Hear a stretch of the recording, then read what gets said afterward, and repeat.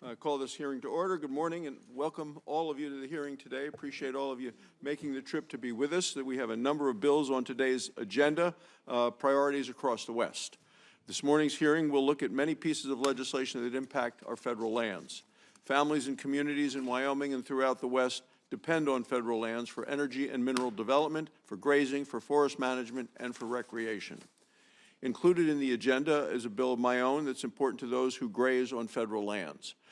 I would like to take a moment to highlight the importance of this legislation, S. 2787, the Grasslands Grazing Act.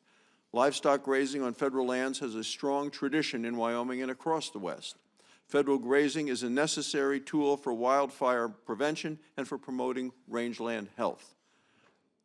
It's widely used by both the U.S. Forest Service and the Bureau of Land Management.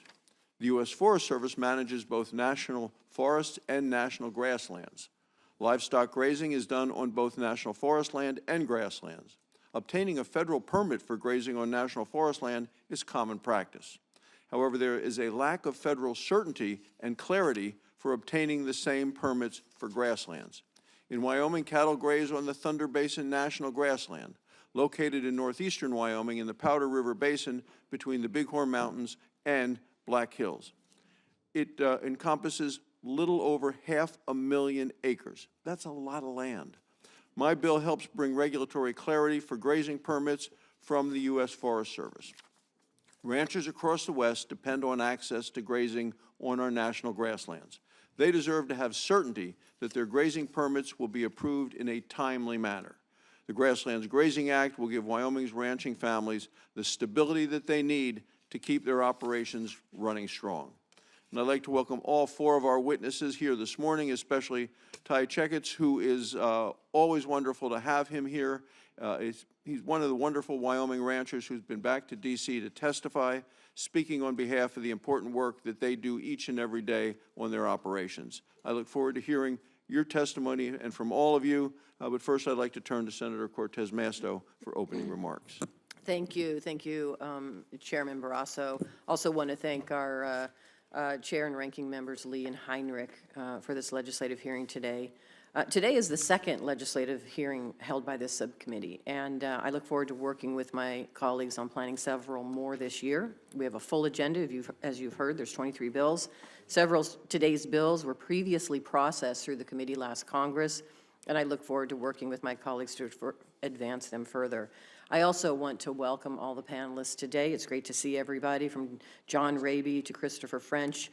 Mr. Checketts, welcome again, and also to wonderful Julie Reagan. I appreciate Julie's come all the way over from Tahoe. She is the Executive Director of the Tahoe Regional Planning Agency. She'll be providing testimony specifically in support of S. 3695, which is the Santini Modernization Act. Thank you so much. And I, too, want to talk about some of the bills that I have on the agenda today. I so appreciate, there's several of my bills. One of them is S. 1349, which is the Ruby Mountains Protection Act. This bill, which has already been favorably approved by this committee in each of the previous 3 Congresses, let me say that again, 3 Congresses, would prohibit oil and gas development within the Ruby Mountains area of the Humboldt-Toyabe National Forest, which is located in Elko and White Pine counties in Nevada. The bill was created after the Forest Service received a request by an out-of-state member of the public to develop 54,000 acres of land within the Ruby Mountains. In 2019, the Forest Service determined the area was not appropriate for leasing due to the low potential for oil and gas resources and due to the extensive involvement of the community in opposition to leasing efforts. This bill codifies the determination that was made by the Forest Service under the first Trump administration, ensuring this great public space is preserved for its recreational opportunities, outdoor economy, rare wildlife and plant life, and the local culture that these mountains support.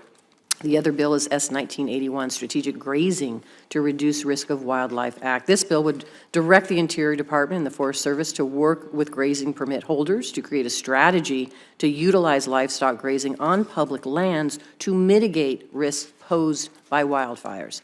In states where most of the land is managed by the federal government, like my home state of Nevada, ranchers and cattlemen rely on public lands for grazing purposes. Now more than ever, due to climate change and historic drought conditions, These lands and the populated areas near them are threatened by wildfires that grow in size and intensity almost yearly.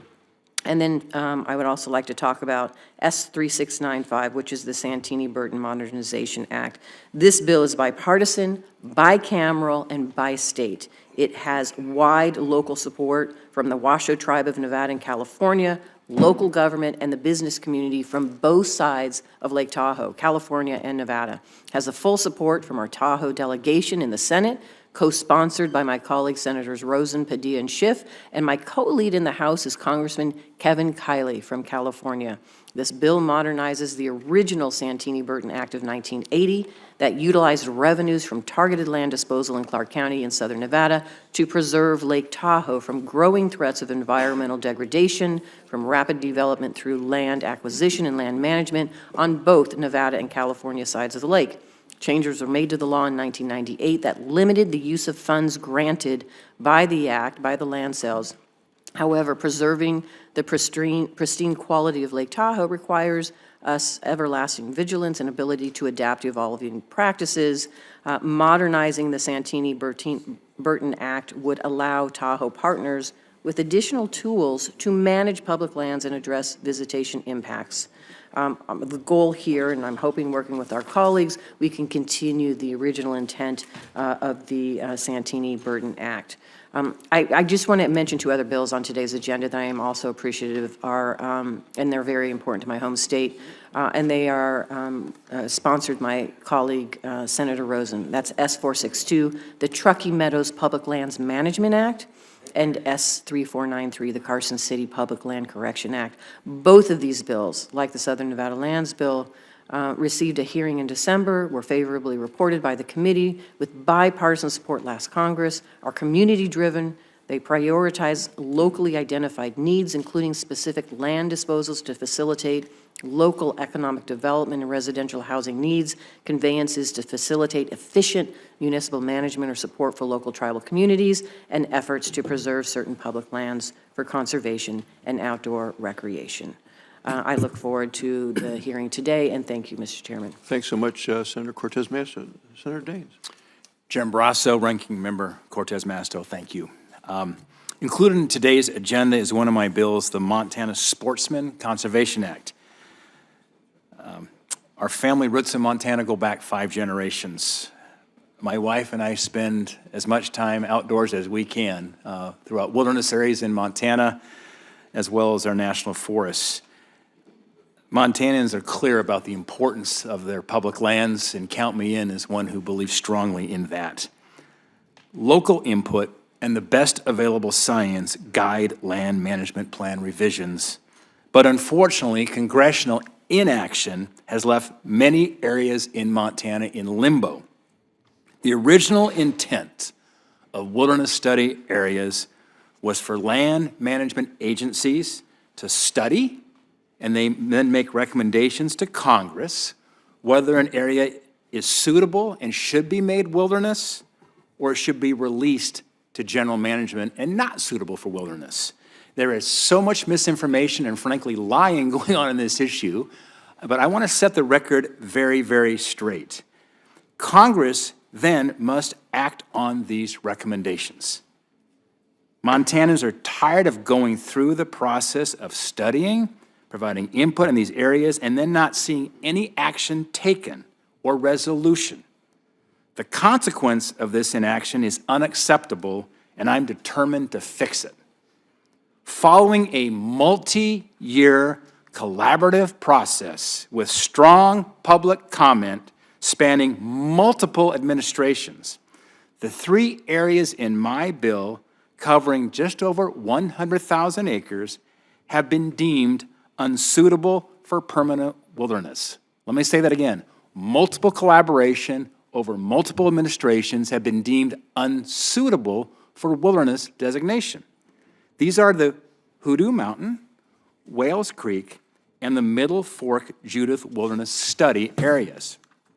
The bill is supported by both the Powell and Judith Basin County Commissions, as well as multiple outdoor recreation, timber, and ag groups. I ask unanimous consent to add the 8 letters of support I have received into the record. Without objection. I'd also like to note that if this bill would be enacted, the lands included in it, as well as the forest system as a whole, will continue to enjoy statutory protection from NEPA, the Endangered Species Act, the Clean Water Act, the Clean Air Act, CERCLA, FLPMA, and multiple other conservation and land management statutes and policies. I hope that sets the record straight because there's a lot of misinformation about this issue. The Forest Service, with public input, also develops forest management plans and travel analysis reports. The Montana Sportsman Conservation Act does not strip protections, but instead improves the ability to restore wildlife habitats, enhance sportsman opportunities, mitigate wildfire risk, and increase multiple use opportunities for Montanans. Montanans have waited too long for Congress to act on these 3 WSAs. It's time to listen to the science, listen to those on the ground, respect the collaborative process with massive amounts of public input, and return these areas to general management with multiple conservation protections remaining in place, as I mentioned earlier. I want to thank our witnesses for their attendance in today's hearing. I look forward to your testimony. Thank you, Senator Dane. Senator Heinrich. Thank you, Chairman. And I want to thank both you and Ranking Member Cortez Masto for convening this subcommittee hearing today. This hearing will add to the significant number of conservation bills ready for markup, and I look forward to working both with you and Chairman Lee to get them marked up, passed, and frankly signed into law, most importantly. I'd like to highlight 2 of the bills that I have on the agenda that are widely supported in New Mexico. The first bill would implement a mineral withdrawal for 4 small parcels in the Placitas area just north of Albuquerque. The threat of a gravel mine in the area and the particulate pollution that comes with it brought the community together to seek permanent protection for these parcels. The largest area is commonly known as the Buffalo Tract, is valued for hiking, outdoor recreation, but also serves as an important wildlife corridor between the Sandia Mountains to the south and the Sangre de Cristo Mountains to the north. These parcels are adjacent to a neighborhood and a community. There's literally several gravel mines only a few miles from the Buffalo Tract that are not controversial in this community because they're in an appropriate location. Further, the lands in this withdrawal proposal are culturally and ecologically significant to two pueblos, 2 Native American tribes in New Mexico who support this effort. And for these reasons, it is an inappropriate location for gravel mining. This has been literally a decade-long effort, and I appreciate the support that the community as a whole has provided for this bill in past Congresses, from the local municipality to the county to the local tribes, the neighborhood association. It goes on and on because this is not a controversial bill in my state. My second bill would establish the Cerro de la Hoya Wilderness within the Rio Grande National Forest, or within the Rio Grande del Norte National Monument. And this parcel encompasses Cerro de la Hoya, which is a towering shield volcano over the Taos Plateau, where the people of Taos have hunted, gathered herbs, collected firewoods for literally generations. The high elevation of Cerro de la Hoya offers solitude and unparalleled views, while the surrounding landscape in the monument offers recreational opportunities, including whitewater rafting, fishing, hiking, and camping. Designated this wilderness will ensure that all of the above values are preserved so that future generations can experience them. In addition, this bill would make some minor adjustments to the boundaries of the Rio Grande del Norte National Monument to include recent land and water conservation acquisitions adjacent to the monument. The acquisitions will allow new public access to the monument and increase opportunities for both recreation and traditional uses, but most importantly, we are further protecting these acquisitions from commercial development in an area that is renowned in New Mexico for its viewshed. LWCF acquisitions such as these are great examples of a community coming together to build economic development opportunities, to unlock access for pristine hunting opportunities, hiking, recreation opportunities, and provide an opportunity for protecting fragile and valuable landscapes. This bill is a major priority for the Taos community, including both the county, the Pueblo of Taos, the city, and I'm proud to be able to offer this bill for consideration today. Both of these bills have had literally years of support and been processed by this committee in past Congresses with bipartisan support. Understanding that the chairman and I may, the chairman of the overall committee and I may differ in opinion about this type of conservation legislation, I hope that we will be able to have these bills considered and advanced on a markup shortlist soon. And once again, I want to thank you, Chairman Barrasso, and the ranking member for having this hearing today. Thank you, Senator Heinrich. We're going to turn to the panel now, and it's an honor to introduce Mr. Ty Checketts this morning. Welcome to the committee. He is president of the Association of National Grasslands. He's a Wyoming native from Newcastle, Wyoming. His wonderful wife, Becky, is here. She's joined us as well. Thank you, Becky, for being here this morning. Good to have both of you here. Ty Ranch is on his family operation. They run 1,000 head of Black Angus on about 65,000 acres of both public and private land. He's a member of the Wyoming Stock Growers Association. He also holds a seat on the board of the Public Lands Council and is a member of the National Cattlemen's Beef Association. Ty, I'm very grateful that you're here today. I want to thank you for representing the ranchers across the United States. I also want to take a moment to thank the other witnesses for joining us this morning, especially Nevada State Director of the Bureau of Land Management, Mr. John Raby, and Associate Chief of the United States Forest Service within the U.S. Department of Agriculture, Mr. Chris French, who is a friend and regular witness to the committee. Thank you both for coming here again. Also like to welcome Ms. Julie Regan, who is the Executive Director of the Tahoe Regional Planning Agency, and I look forward to hearing everyone's testimony this morning. Mr. Checketts. Good morning, Chairman Barrasso, ranking members Cortez Masto, and other members of the committee. I'm grateful for the opportunity to be here to testify on Senate Bill 2787, the Grasslands Grazing Act of 2025. Background, my name is Ty Checketts. I'm president of the Association of National Grasslands. Also serve as a board member on the Public Lands Council, member of the Wyoming Stock Growers, and also NCBA, like the senator said. Most importantly, though, I'm a husband and a father. Our operation is on the Thunder Basin National Grassland. My family and I own and operate the historic Fiddleback Ranch. We run on 65,000 acres. We run 1,000 cows. Without our permits, it would be impossible for us to ranch on this scale. A&G represents 30 national grasslands, grazing associations, and districts. There's 1,275 members. There's 1 million AUMs, 4 million acres on the national grasslands across the West. We work directly with our Forest Service friends to manage and improve these lands for long-term sustainability. Grazing on federal lands is diverse, but the laws governing it shouldn't create winners and losers. National grassland permittees have fewer rights than our friends on the BLM and National Forest lands. This inequity stems from FLTMA's final language in 1976.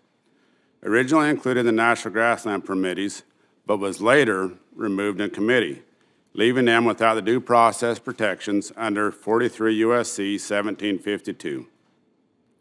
As a result, U.S. Forest Service created two classes of permits.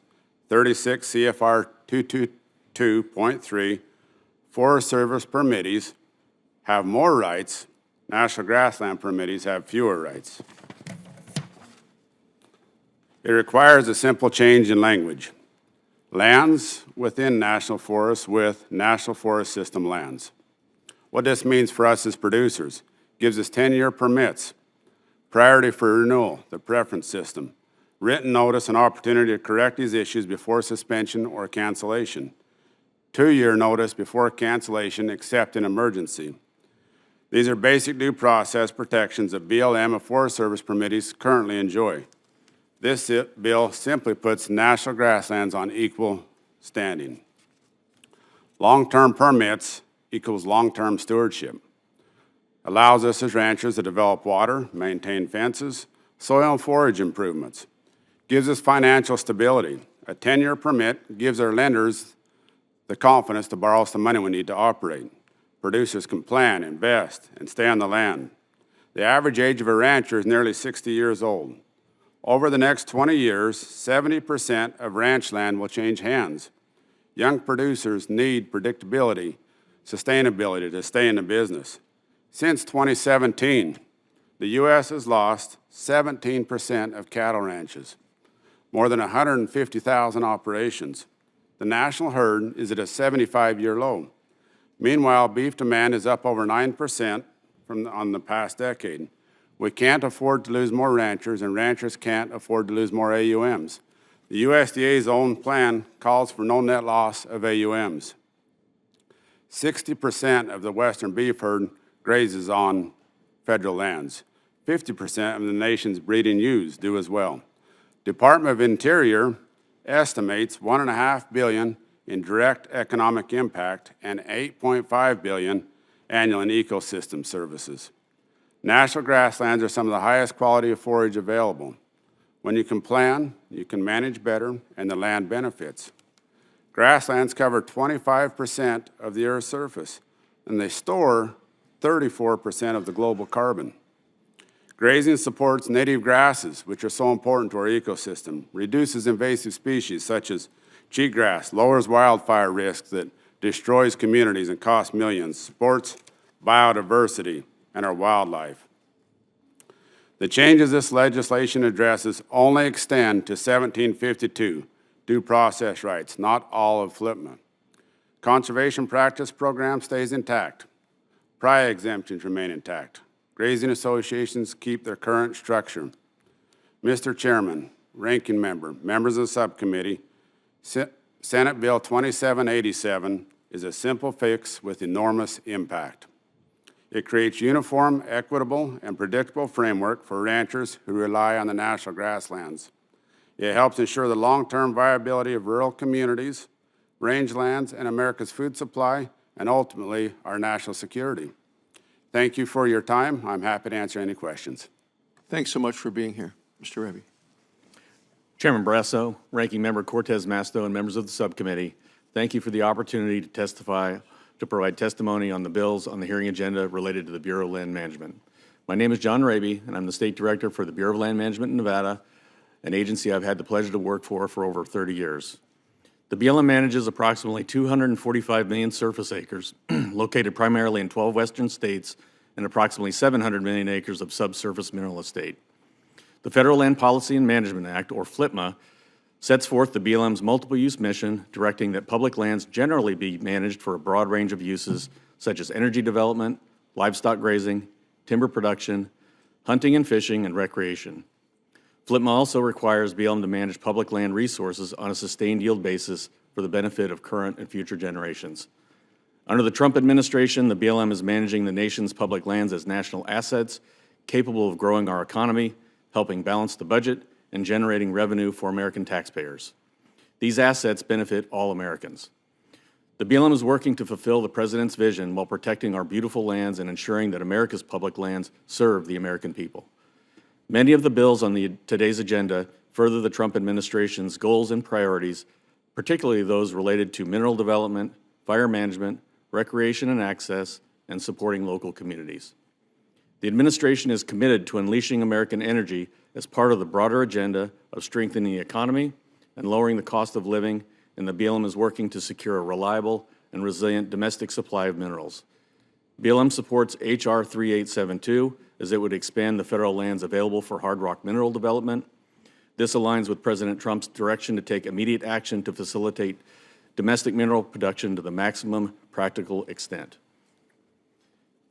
Wildfires threaten lives and livelihoods and cost our nation hundreds of billions of dollars annually. The current administration is focused on streamlining organizational structures and regulations, including those needed to address today's wildfire crisis. The BLM welcomes the subcommittee's interest in hazardous fuels reduction and supports S1981 and HR 204.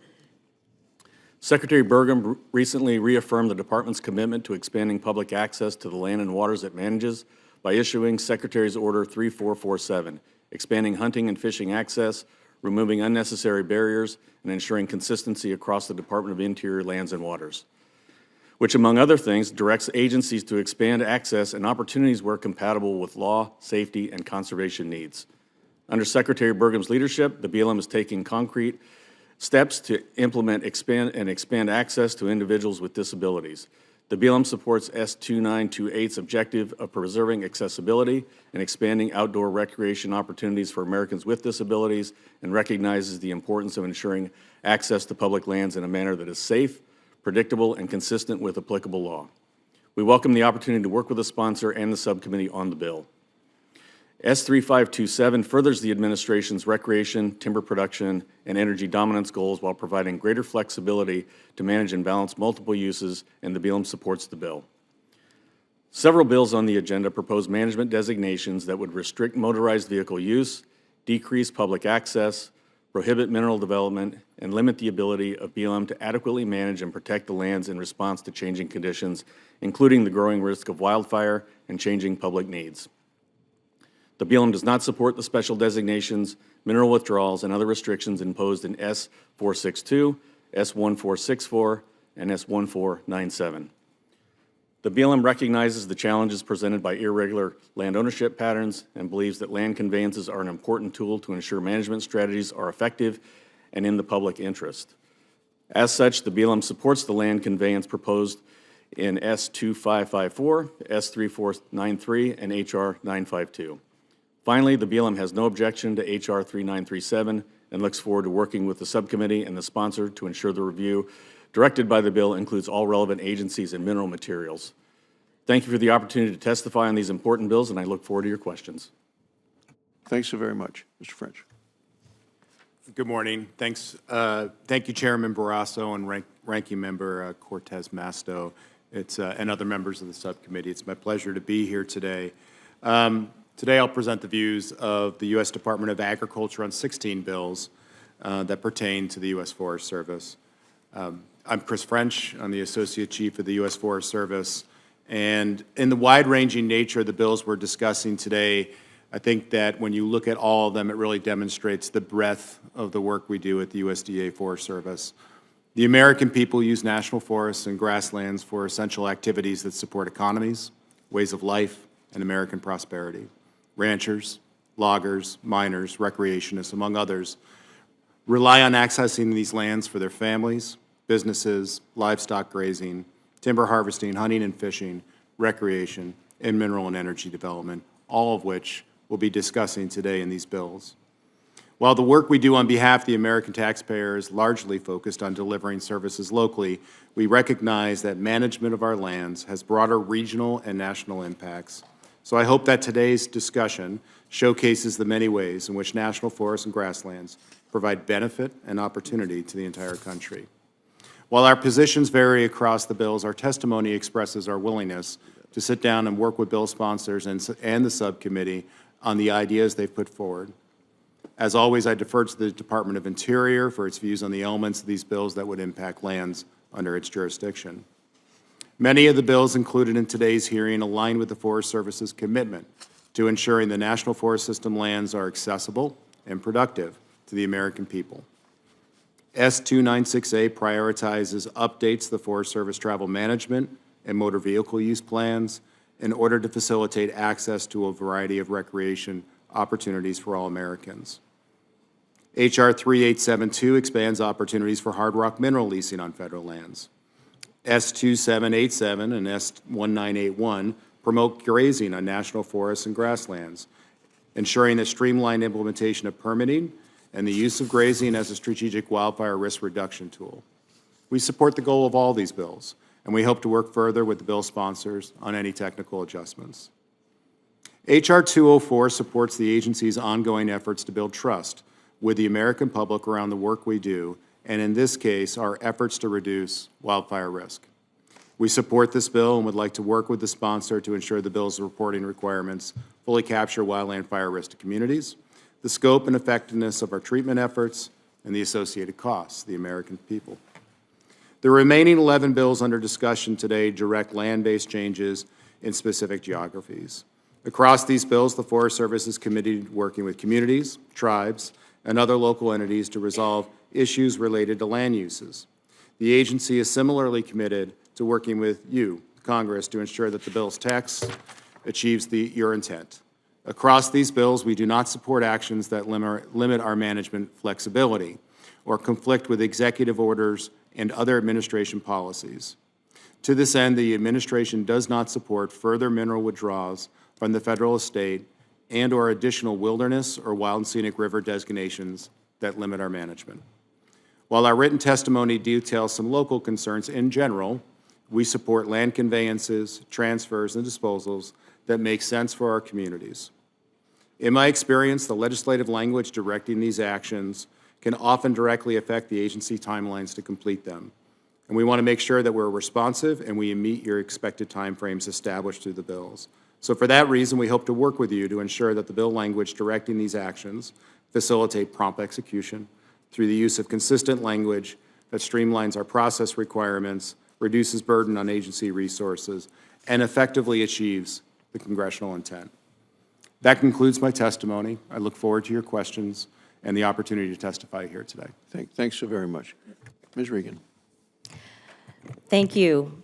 Good morning, Chairman Barrasso, Ranking Member Cortez Masto, and members of the subcommittee. As I am Julie Reagan, the Executive Director of the Tahoe Regional Planning Agency, I am prepared for S 3695, so I will cede my time to the others until that is called further in the program. Thank you. Okay. Good. Senator Hyde-Smith, would you like to talk about your bill before we go to the questions? I would. Thank you, Mr. Chairman, and thank you for these witnesses for willing to do what you're doing and all the services that you provide, but for your, definitely your dedication. It's much appreciated. And I do appreciate the opportunity to speak on the American Shores Protection Act of 2025 that would codify the 2020 memorandum that placed a moratorium on oil and gas leasing in the eastern Gulf of America.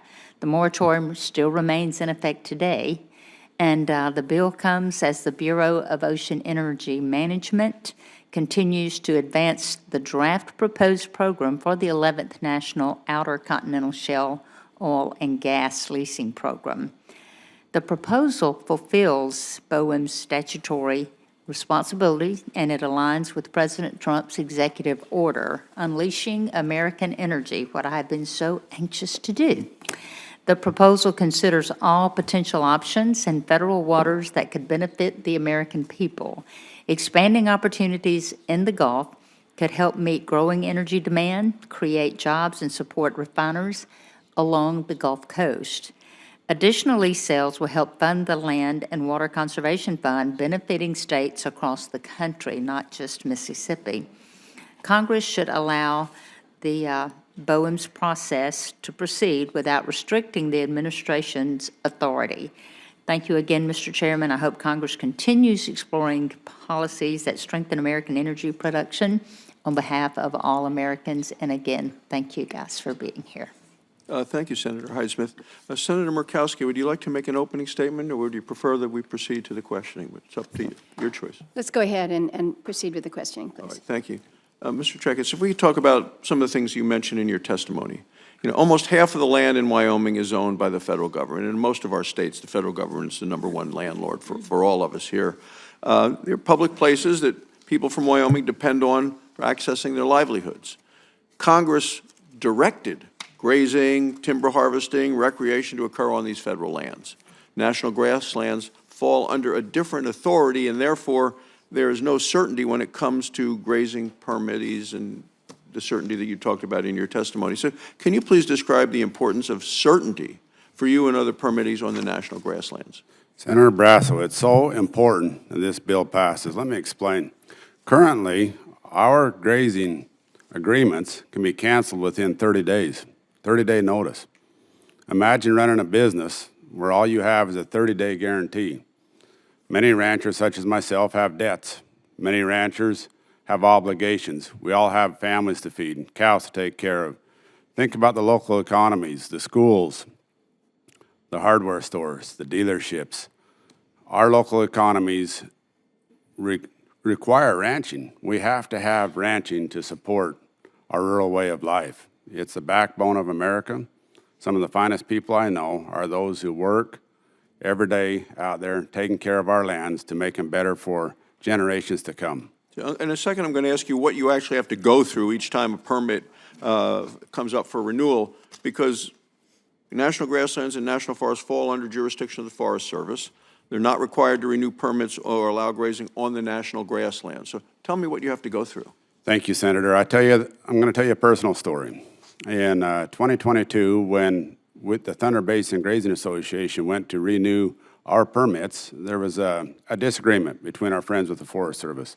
And we were simply told that if we did not sign, that we would be trespassing. So we signed under duress. And I tell you, it's a stressful time for us. It's a stressful time for the Forest Service. Passing this bill will help us so that we have long-term sustainability on the 10-year deal, but that's something else that we should work on too. So you talked about the benefits to the local communities of the ranching and the agriculture. Could you also talk about how cattle grazing helps the national grasslands? I'd love to do that. I tell you what, ranchers are the original conservationists. Nobody loves the land more than we do. Every day we work to protect the land, to preserve it, to make it better, to make it sustainable for our cattle, for our families, for our livelihoods, for the sportsmen that enjoy it. It helps with invasive species. As we graze, it helps protect us against cheatgrass. Grazing protects us against the wildfires that destroy our local economies and cost millions of dollars each year. So now that I have Chief French here, asking you, kind of following up on what we've just heard, federal grazing permits from the U.S. Forest Service can be obtained by both national forest land, national grassland. Currently, a lack of certainty that we're hearing about for the communities and for the ranchers, and lack of clarity for the permittees who wish to renew or obtain permits. How does the Forest Service undergo permit renewals for national forest land compared to the grasslands? It's under two different statutes. Mr. Checketts is right. There shouldn't be two different standards. They should be treated the same, and we would like to administer them in the same ways. Great.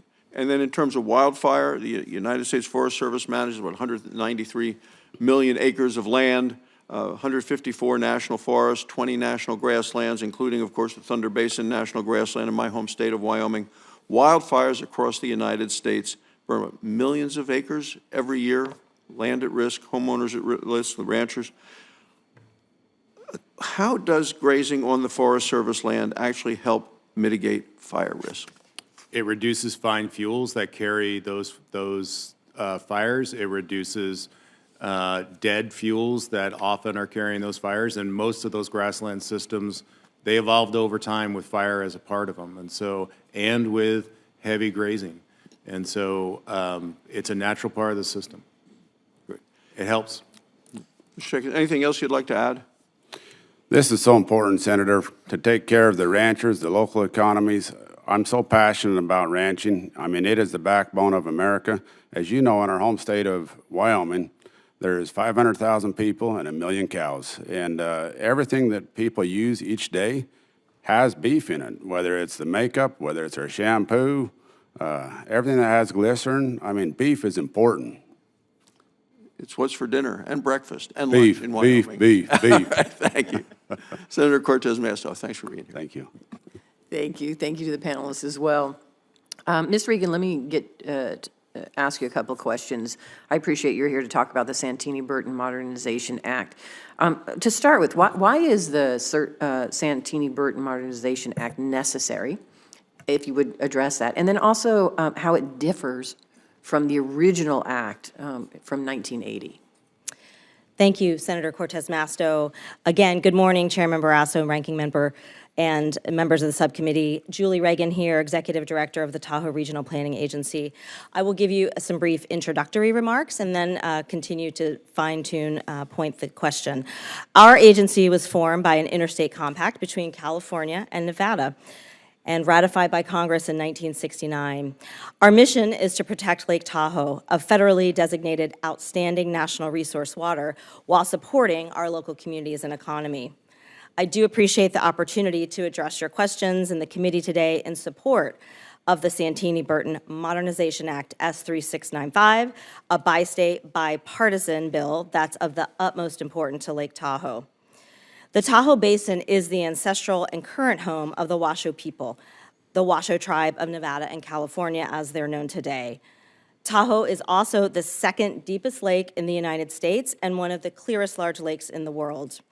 Tahoe's nearly 200 square mile surface straddles the border of California and Nevada, and at more than 6,200 feet in elevation in the Sierra Nevada mountain range. Tahoe welcomes millions of visitors every year to our public lands. Outdoor recreation and tourism drive our $5 billion annual economy. This in turn supports our very small year-round population of 55,000 people. Tahoe also boasts a sizable community of second homeowners who hail from nearly every state in the nation. Today, nearly 80% of the Tahoe Basin is owned and managed by the United States Forest Service, but it has not always been like this. The first public lands in the Lake Tahoe Basin were established in 1899 as the Lake Tahoe Forest Reserve and totaled 37,000 acres with no access to Lake Tahoe's beaches. By 1960, just 50% of the Tahoe Basin was publicly owned. The 1980 Santini-Burton Act was essential to Lake Tahoe's conservation and public lands success story. Under the law, funds from the authorized sales of federal lands in Clark County, Nevada, were appropriated to the Forest Service to acquire more than 16,000 acres of land in the Tahoe Basin. Through conservation and ongoing management, these public lands protect Lake Tahoe's famed clarity, are critical in community forest health and wildfire prevention, and offer world-class recreation opportunities. However, changes to the law decades ago inadvertently limited the law's scope, so funds could only be used to acquire land, but not to manage them. The lack of management funding contributes to negative environmental, community, and economic impacts across the region. If enacted, modernization would free up existing funding for ongoing land management, allowing the Tahoe Basin to complete more lake-saving environmental improvement projects. Projects that protect Tahoe's famed clarity, improve recreation access, manage forests, and reduce wildfire risk. The modernized bill enables the Washoe tribe of Nevada and California to make a meaningful step toward advancing traditional knowledge for forest health management and restoring tribal stewardship on their lands. Finally, the bill maintains the 1980 federal land sale boundaries in Clark County and adds no new costs to taxpayers.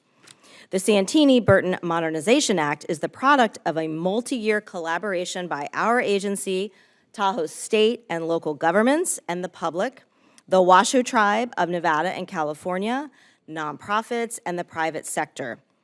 The bill also requires ongoing local input through an annual spending plan and partnerships with state and local jurisdictions.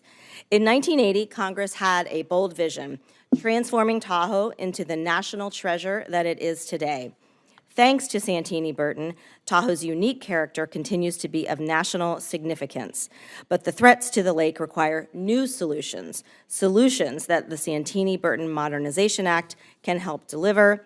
I appreciate the consideration of this committee today. Hopefully you all have the opportunity to visit Tahoe soon. Samuel Clemens, the American author better known as Mark Twain, is a local legend in Nevada and the Tahoe Basin. He described the power of spending time at Lake Tahoe when he wrote 3 months of camp life on Lake Tahoe would restore an Egyptian mummy to his pristine vigor and give him an appetite like an alligator. Quite a description. I appreciate the opportunity to now answer your direct question.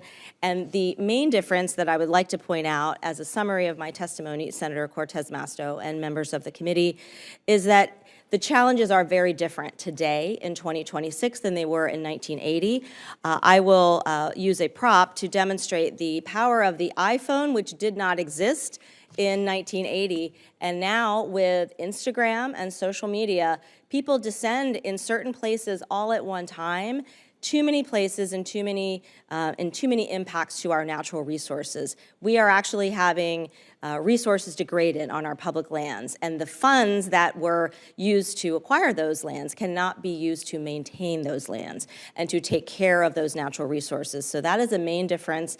And another issue is our wildfire protection and the ability to actively manage lands that were purchased under the sale of Santini-Burton funds for defensible space and fire safety. Thank you. Let me just ask you one final question here. How discuss the difference between the funding that Lake Tahoe Restoration Act provides versus what Santini-Burton Modernization Act provides? Thank you, Senator, for the question. Julie Reagan, TRPA's Executive Director, Tahoe Regional Planning Agency. The Lake Tahoe Restoration Act, which you championed, and our colleagues across the delegation in California and Nevada, has been vital to the protection of lake clarity, our forest health, fighting aquatic invasive species, and these programs are capital, very large capital investment programs and projects. The Santini-Burton Modernization Act would allow maintenance to support those investments, making good on those investments, and it's a different suite of impacts that we're seeing. The Restoration Act will not address the recreational impacts. The Santini-Burton Modernization Act funds would support maintenance and protection of our recreation assets to allow more public access in the future. Thank you. Thank you, Mr. Chairman. Thank you. Senator Murkowski. Thank you, Mr. Chairman, and I appreciate you and the ranking member for holding the hearing and including S2554, which is the Alaska Native Landless Equity Act, on the agenda. This is legislation that has been co-sponsored by the entire Alaska delegation. Congressman Begich has introduced a companion in the House. This is legislation that we dub our landless legislation, and we're seeking to resolve an injustice that's been around for about a half a century now in Southeast Alaska. For reasons that are perhaps unknown and still debated, there's 5 communities, the community of Haines, Ketchikan, Petersburg, Tenakee, and Wrangell, that were omitted from ANCSA's authorizations to form village corporations back in 1971. And as a result, the Alaska Natives in these communities have not received the lands that they were entitled to under ANCSA that other Alaska Natives received a long time ago. And that's left a situation that has just been unfair, wrong in my view, and something that needs to be addressed. And it's our responsibility in this committee to attempt to do that. That's what this bill does. It allows formation of 5 urban corporations. It specifies the exact parcels of land that they have selected to fulfill the land entitlement. And importantly, it does so while fully protecting public access, valid existing rights, including for fishing, hunting, recreation, subsistence. It's about 115,000 acres of land for the landless communities. Now, some of you may say, that seems like a lot, but in Alaska or the Southeast region, or even the federal holdings in Southeast, which total about 21.9 million acres. What we're talking about here for this landless group is about 0.5% going to rightful Native ownership, while about 190 times more stays under federal control. We have worked really hard over the years to bring this legislation to a place where people who are looking at it can say, this is fair, and this is something that I can support. We've refined it. We worked it over and over again. This committee has seen this issue before us multiple times. We've held committee hearings on it over and over in 2015, 2023, today. So this is a little bit of a rerun here. But the changes that we have incorporated have been based on what we have heard from many, identifying the challenges, turning them around, and really turning opponents into supporters. Among them, believe it or not, the Nature Conservancy. They wrote us a letter back in 2023, which we reported to the bill with its passage. And as part of that letter, they say, too often, advocacy in the United States has intentionally sought to undermine the rights of indigenous peoples in the name of conservation. This has caused tremendous harm to Alaska Native peoples and their traditional homelands, and the legacy of this power dynamic continues to this day. With this history in mind, TNC publicly affirms our support for resolution for the landless communities in Southeast Alaska. In assessing this legislation, we hope the voices that are most important to this committee are not those of conservation groups, but rather those of the sovereign nations in Southeast Alaska for whom this has been a generation-long injustice. That's from the Nature Conservancy. The Wilderness Society also wrote us a letter apologizing to the landless people for the hurt caused by their past opposition and declaring their support for the bill. So we have come a long way, colleagues. I'm going to ask unanimous consent to add those letters from the Nature Conservancy and the Wilderness Society to the hearing record. Without objection. But I would ask colleagues, take a look at them, see the legislation through the eyes of some of these conservation groups that have really been following this issue for a long, long time. I think we've worked to strike the proper balance, and we're doing right by a special place, by the Tongass. We know that every acre in the Tongass is important to somebody, and particularly to those who have lived there since time immemorial. I want to ask one quick question to you. Mr. French, you know this issue very, very well. You have been around it a long time. In your testimony, you acknowledge the special relationship. You acknowledge the role that the Tongass plays in the economic health and prosperity of the region's community, and you point out that you're looking forward to discussing with the subcommittee and the sponsor the implications of the bill, particularly to the timber program on the Tongass. I guess the direct question is does the U.S. Forest Service, does USDA support our landless legislation? Thank you, Senator, for the question, and you're right. We've spent years working through the details and the individual parcels, and we completely understand the need and the whole delegation's approach on this, and we're very appreciative. We don't oppose the bill. We want to make sure that everybody does understand there are parts of this that will impact some planned timber sales, and as long as everybody knows that, we look forward to working with you as it goes forward.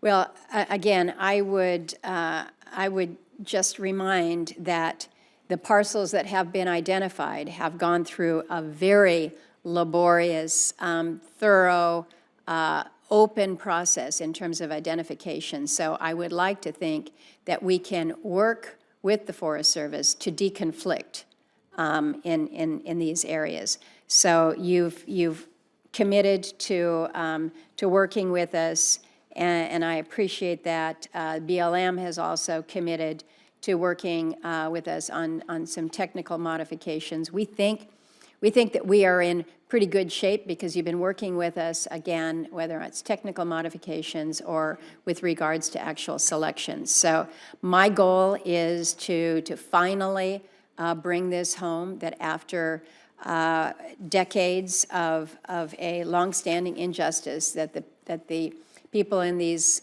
communities are finally able to have the equity that they deserve. And I would like to think that our agencies are going to be partners with us in achieving just that, along with this committee. Thank you, Madam Chair. Thank you. Senator Heinrich. Thank you, Ranking Member.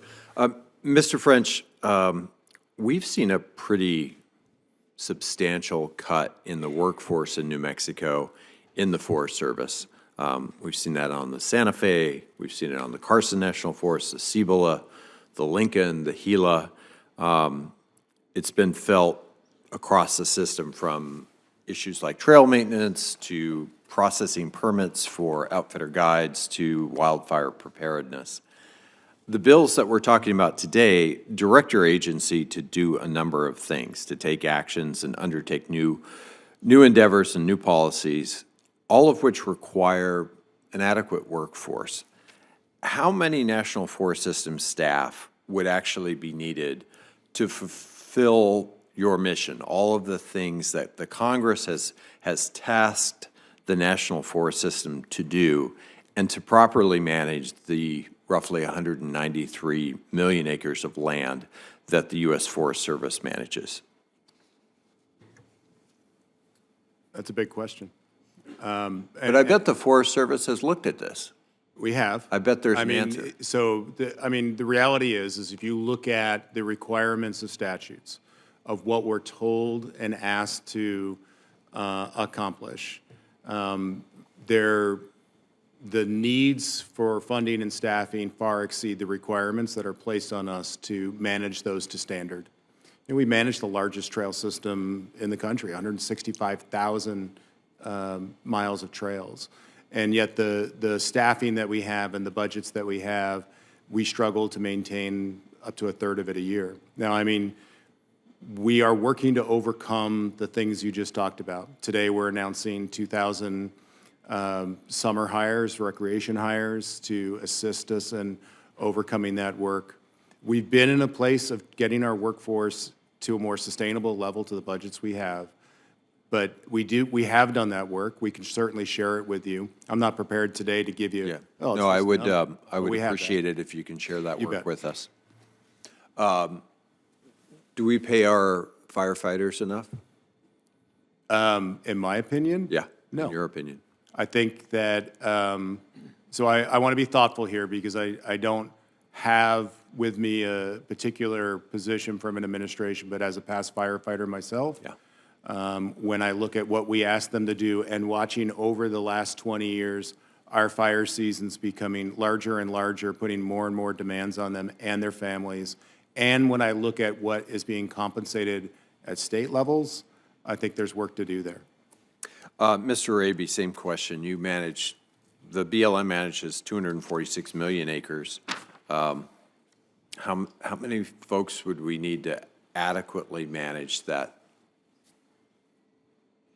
Senator, thank you for the question. And of course, in the Bureau of Land Management, we have an organization of about 9,000 employees to manage 245 million acres.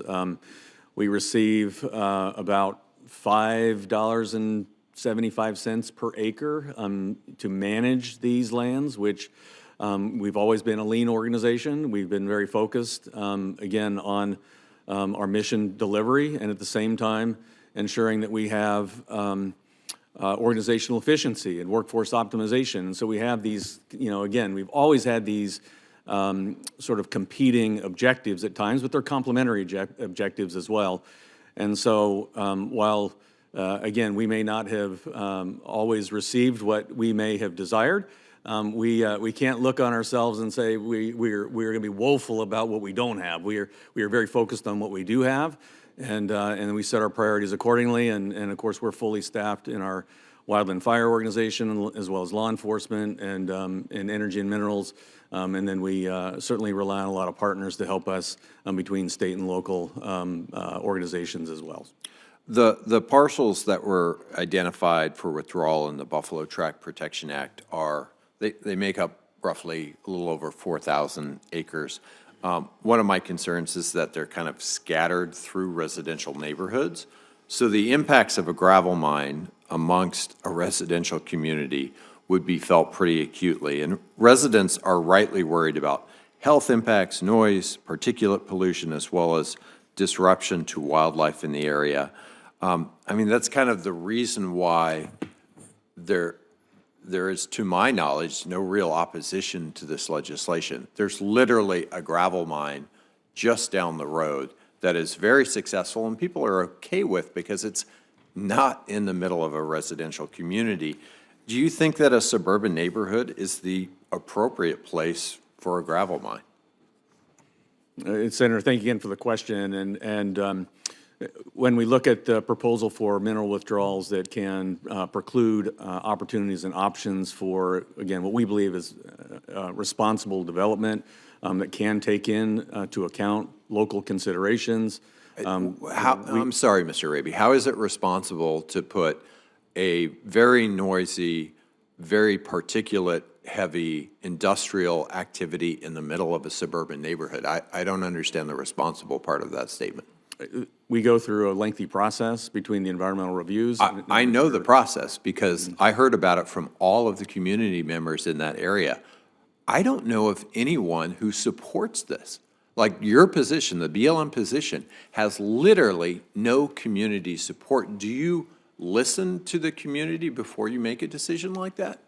Well, Senator, of course, we listen to the community. We have our local line officers, our district managers, field managers who absolutely are engaged with the community, and they have to also account for the national policy direction when we have a declared national energy emergency, which by reference includes a mineral emergency. We have to maintain How does our options. producing gravel solve the national energy emergency? Yeah, it's a mineral resource that, again, provides Right. opportunity for development. Which we and- produce 5 miles away in abundance. Your point's well taken, I understand. My point is that your policy in this case is completely disconnected from the local community. And while we have very wide opinions on this committee, where we get crosswise is when there is a federal policy dictated from Washington, D.C. that is completely disconnected. And this is like where Senator Murkowski and I actually agree. It's where Senator Daines and I actually agree. When we get in trouble is when we don't listen to the local community. And in this case, it is my view that the administration and the BLM is completely ignoring the local community. And so, Ranking Member Cortez Masto, I want to enter into the record, if there's no objection, all of the community groups, from local tribes to the county to the local municipality to the neighborhood association that this would impact, their views on the Buffalo Tract Protection Act. Without objection. Thank you. Anything else, any other additional questions you'd? I do, Mr. Please. Chairman. Thank you for the opportunity here. Mr. French, let me talk to you something similar on the same vein that you're hearing, I think, from some of my colleagues. I want to talk about S 1349, which is the Ruby Mountain Protection Act.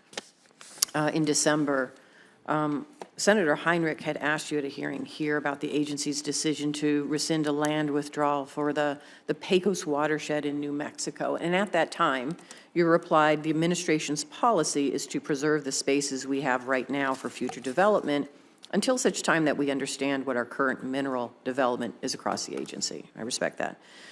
The agency, however, Mr. French, also rescinded then an administrative withdrawal for the Ruby Mountains in northern Nevada.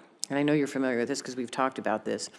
However, the agency already understands the current mineral development potential in the Rubies because in 2019, under the first Trump administration, the Forest Service released a decision saying, with the overall unfavorable, non-conducive oil and gas geologic conditions and the no to very low to low potential for oil and gas, these lands have low energy resource values.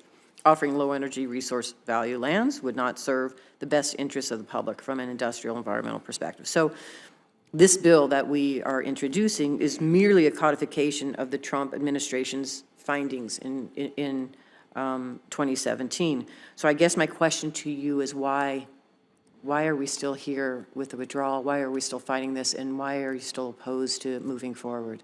Senator, I understand exactly why you're asking the question. That was the decision in 2019. That decision remains, and will continue to protect in that local way the further development of oil and gas. You know, what we're talking about here is where a national policy approach, which again from the administration is about making sure that we maintain the flexibility for future mineral development, aligned with policies that doing something through an administrative or legislative withdrawal doesn't take into account the local needs. And I think that was part of the conversation that was just happening to understand that. In this case, you are seeing a position and a statement that in general does not support any sort of withdrawals But it doesn't change the fact of that 2019 decision that we made that finding that essentially limits oil and gas development in the Ruby Mountains. So then let me jump to you, Mr. Raby. On January 14, 2025, the BLM initiated a 2-year segregation to consider a 20-year administrative public land withdrawal for the Ash Meadows National Wildlife Refuge and surrounding BLM lands that have been threatened by mining proposals to drill into the sensitive groundwater system, which could dry up seeps and springs that are the core of this refuge. You as well know the Devil's Hole unit of Death Valley National Park and the lifeblood of the surrounding area. Local community leaders are in unanimous consent in their desire to see this withdrawal. A meeting took place on February 27, 2025 to receive public comment, but it is unclear if anything is taking place. So Director Raby, I'm disappointed, obviously, in the Ruby Mountains withdrawal decision. Don't quite understand it still, but I am glad the segregation for Ash Meadows has remained in effect under the same administration. A little curious about why there's a difference between the two. Just pointing that out. But can you give me the status of the withdrawal? Senator, thank you for the question. And the status is that the partial segregation is still in place. It is in about 14 months of the 2-year partial segregation. We continue to work on, with our partners with the Fish and Wildlife Service, the evaluation of that area. We no longer have the same mining proposal out there currently, and so that, does not exist out there, that application, and so we will take that under consideration as to whether a mineral withdrawal would even be appropriate to advise on in the Do you future. think you're going to need more time for any analysis? And if so, would you let us know and seek an extension of it? We will certainly let you know. Okay, thank you. Thank you, Mr. Chairman. Well, I think Senator Daines is on the way down to ask a couple of questions related to his bill. Any other thoughts that any of you had based on the hearings and what you've heard from one another today about ways that we can be helpful?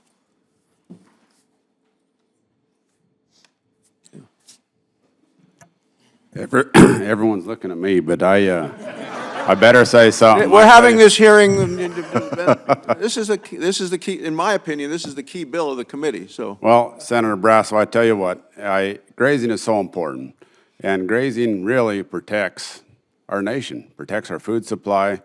We've seen a lot of things in the news lately about beef prices, and it's even with beef prices the way it is today, guys, it's still tough to make it as a rancher. The beef price is similar to what it was in 1980. When you add in inflation, when you add in all the different costs of operating. So to tie it back to our bill is so important to protect our ranching, to protect our families, the people that work every day to feed this nation, to clothe this nation, to give us the different supplies. And I'm grateful for our Forest Service and BLM partners. I affectionately say that we own the grass, you guys own the land, and I'm grateful for them. Without the Forest Service and BLM, we couldn't make it work. What a nice nation this is to have the opportunity to work together with our federal lands to make it possible to feed our nation and to allow me as a rancher to do what I love, what I'm passionate about, to ranch, provide for my family, provide for my cattle. And I promise you that we take care of the land. We love the land more than anyone, and we appreciate that opportunity and our partners here in this room to allow us to do it. It's the honor of our lives, and we will take care of it. Thank you. Well, you mentioned earlier the best stewards of the land are the people that live on the land, the people that are there locally that want to make sure we protect it. We talk about the environment. The respect for the environment are the people that are on that land. Yes. Yeah, we love it. And, I heard these guys talking about fire. We're grateful also for our partnership when we fight with the Forest Service and BLM, but I want to just add something here. The important thing is cooperation and collaboration.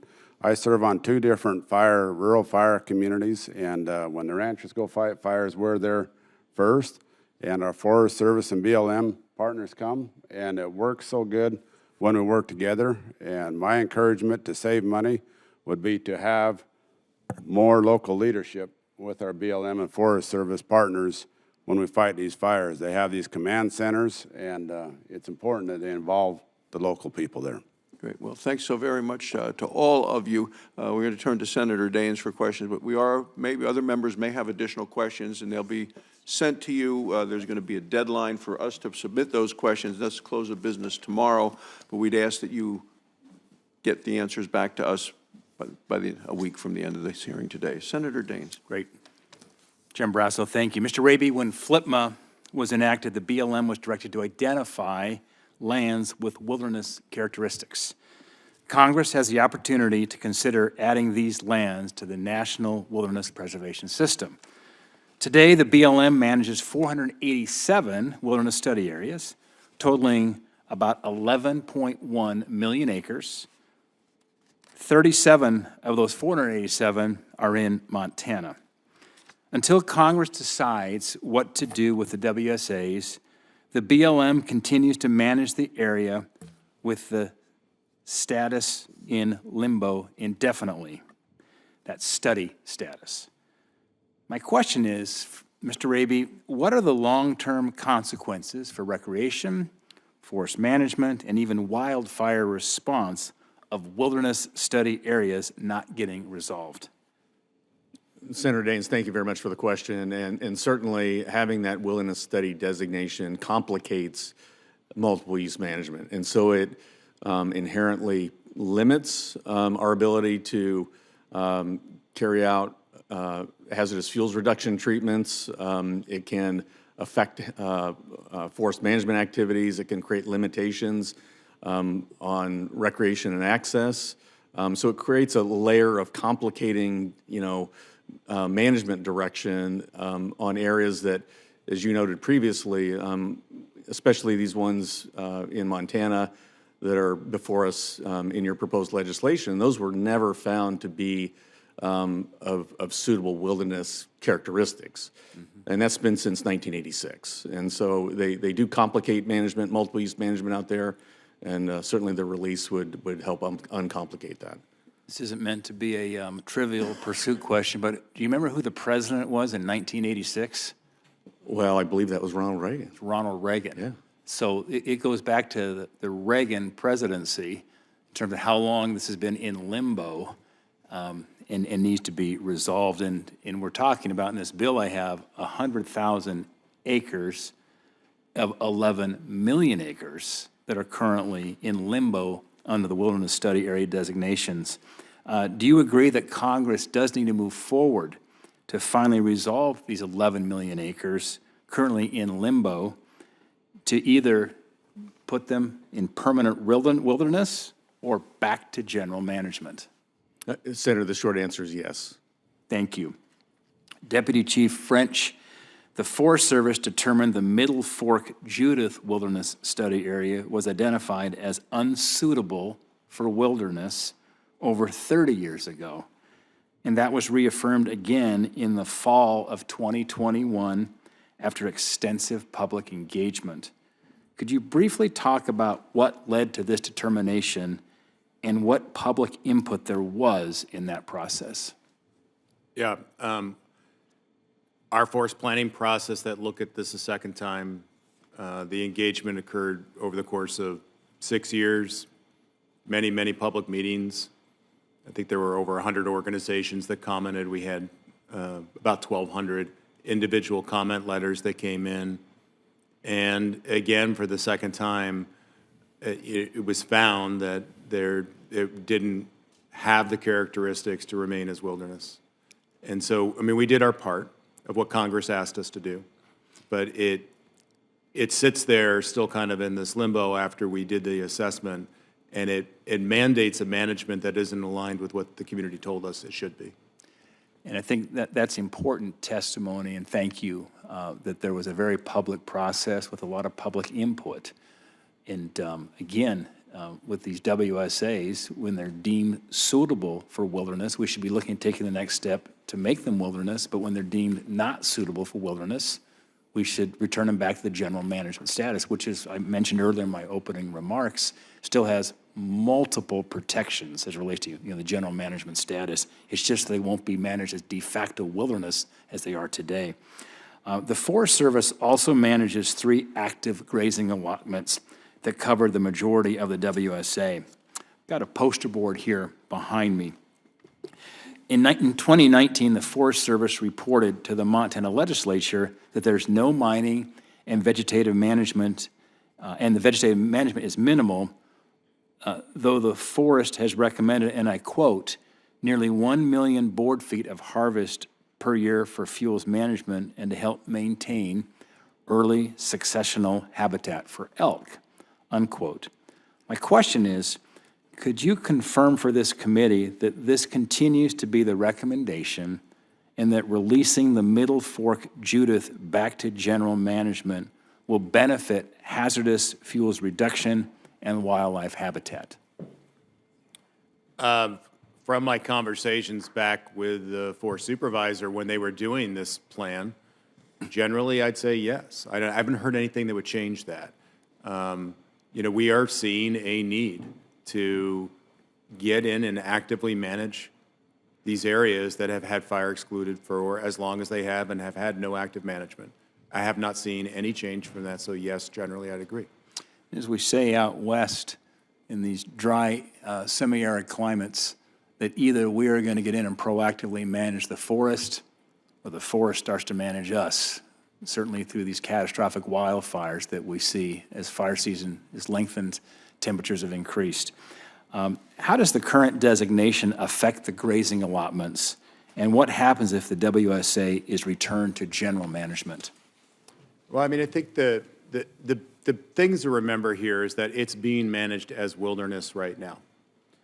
And what that does for us is it changes the way we can access things, the way that we can do improvements for our permittees that have range allotments in those places. It limits our ability for flexibility for increasing some of those allotments because wilderness requires you only to allow what was historically there when it was designated.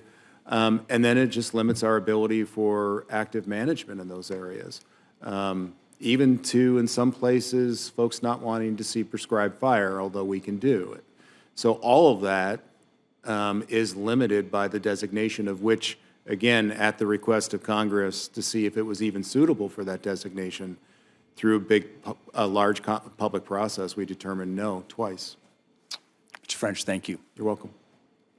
Well, thanks so very much to all of you. I appreciate all of your input and your testimony. It was very helpful for all of the members, and we're looking forward to moving these bills forward. So I appreciate your time. This hearing is adjourned.